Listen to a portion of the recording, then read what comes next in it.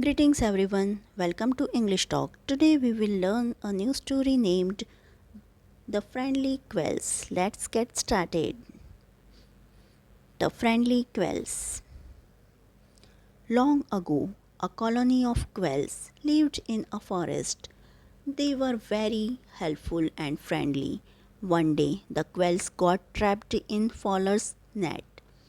They tried to free themselves, but in vain.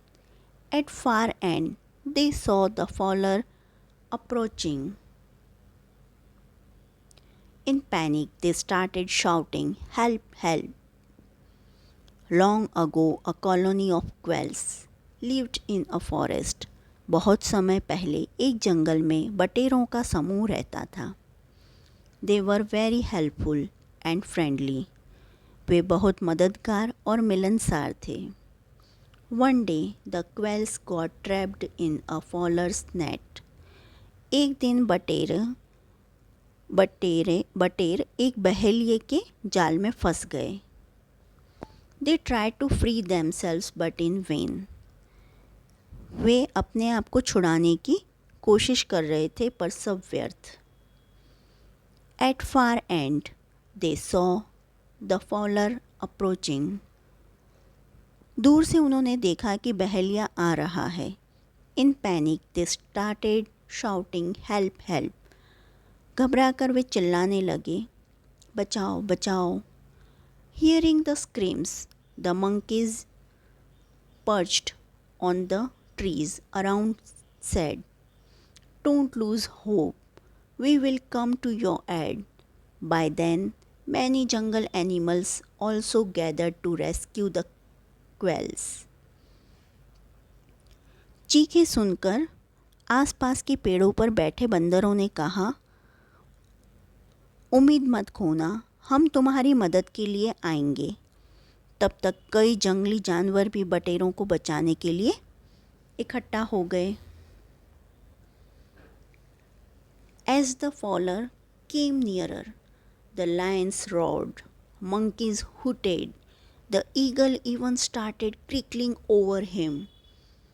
Scared to his wits, the fowler sprinted out of the jungle, vowing never to come back again. Then an elephant pulled the net with his trunk and freed the quails. As the fowler came nearer, the lions roared, monkeys hooted. जैसे ही बहेलिया पास आया, शेर दहाड़ने लगे, बंदरों ने hooting की. An eagle even started circling over him. एक chill ने उसके ऊपर चक्कर लगाना भी शुरू कर दिया.